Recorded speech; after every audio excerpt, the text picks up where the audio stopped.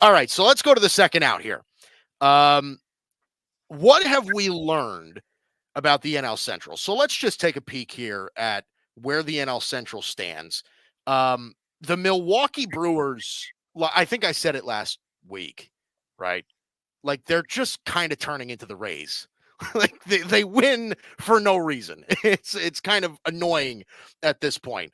But the Rays right now sit in first place, 14-6. The Cubs 13-9. I think a lot of people really were predicting that the Cubs would end up winning this division, again, super duper early on.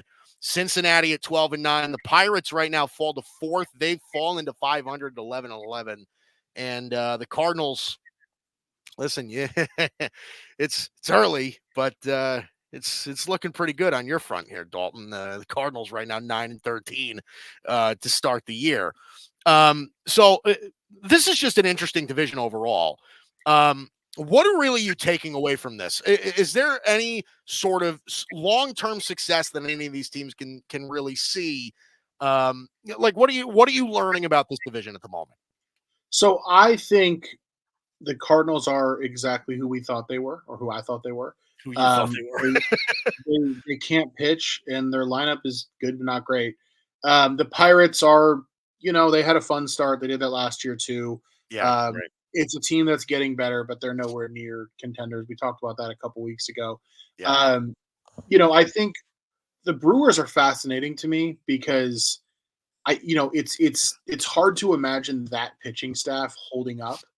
Yeah. Some of the guys they're leaning on, like Colin Ray, um, DL Hall. DL Hall's a young guy with some potential. They got him in the Birds trade. Joe Ross. It just feels like they're kind of cruising for a bruising on the pitching side, and not having Devin Williams in the pen is a problem. But they're finding a way, and a lot of the reason they're finding a way is because of their offense.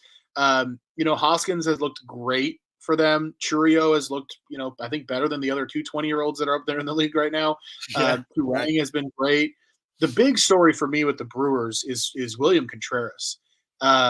This guy, to me, is the best offensive catcher in baseball, I think, pretty definitively so far this season. You look at his baseball savant page, batting run value 99th percentile. Average exit velocity is 95.8. That means his average ball, the average ball of his bat qualifies as a hard hit ball. That's not something you see very often from anybody in the majors, let alone a catcher. 99th percentile there. He's 100th percentile in hard hit percentage. 64% of the balls off his bat this year have been hard hit. So this has just been a ridiculous offensive player for them. It's been fun to watch him kind of blossom into this. Now I will say, the defense and the base running, like neither one of them are particularly inspiring. But if he's going to come out here, and put up the type of numbers he's been putting up, where you're talking about a guy OPSing 965, like Yeah. I mean that's a special player. Yeah. So, It's crazy. It's and very Yelich had a little bit of a resurgence too. So I am believing in the Brewers as being pretty good. I think it's going to come down to them or the Cubs though. I think the Cubs will give them a run for it. Yeah, I think it's interesting. You bring up a good point about catchers, just in general, right? Because obviously William Contreras, what he's doing to begin the year is unbelievable.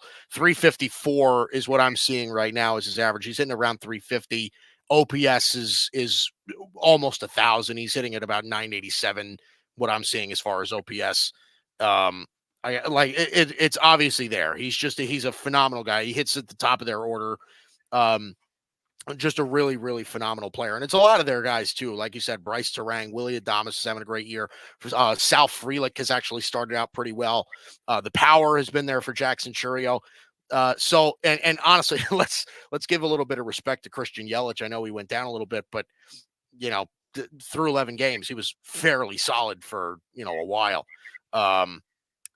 This is just like, it's interesting because you bring up a point about, like, okay, base running. I don't think you can really expect much from any catcher for the most part, right? But defensively, like I think you and I would kind of agree that defense from a catching perspective is, I don't know, it's got to be at least as important as any other position on the field, right? Like at the very, very least. Yeah, I mean, Yeah, yeah, definitely, and that's why what you hear me say is best offensive catcher. because if the defense isn't there, it really matters, right? Like you can't hide behind the plate. Yeah. Like, and I think if you look around the National League, that's where Will Smith would have an argument for best catcher in the league overall. I think the offense right now is probably leans toward Contreras, but you look at Will Smith, 94th percentile caught stealing above average. He just threw 2 more runners out yesterday. He's been phenomenal behind the plate so far this year. That's been a big point of emphasis for him. And obviously Will Smith himself so far this season, I think he's batting in the 350s. I think 346. So not far off. The OPS for him 853 hasn't been quite as much slug or as much on base, but I think that's the one knock on Contreras, and it's a knock that matters. You're right.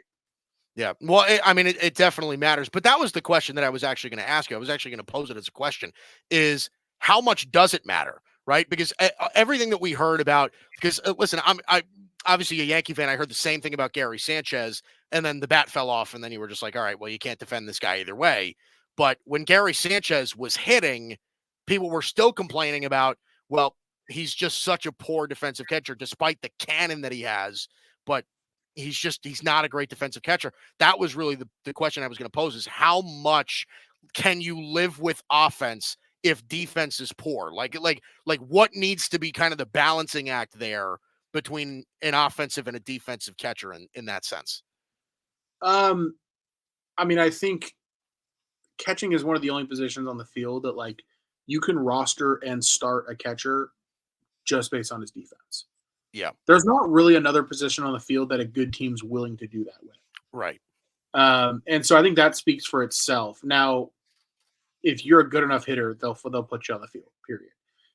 That's the case at every position. But catching is the only position that the same is true for defense. So I think bad defensive catchers, if they can hit, turn into DHs eventually. Yeah.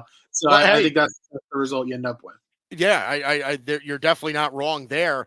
Okay, so you brought up Will Smith, you brought up William Contreras. What about all the people that are going to tell you, hey, Dalton, what about Adley Rutschman? Are you forgetting somebody? What do you make about that? So you'll notice I said National League. Okay. For that reason. That being said, I haven't seen the sample size yet from Rutschman that I've seen from Will Smith. So right now, I probably give Will Smith the nod if you're going with just who has the more impressive resume. But if it's who do I want to build my franchise around, it's going to be Rutschman. He's got the age. He looks phenomenal.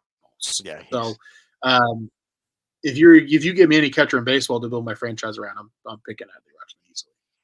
Yeah. Yeah, it's interesting. It's coming from you as a Dodger fan too, because Will Smith's pretty damn good. Even compared to Rutschman, he's pretty damn good. He's great, and we signed him for 10 years, and I'm thrilled about it. So yeah, absolutely. Yeah, right. So it is kind of interesting how this division is playing out. You're right about the Cardinals. I'll give you that. I must have been, who knows? I guess I guess I know nothing about baseball. What do you know?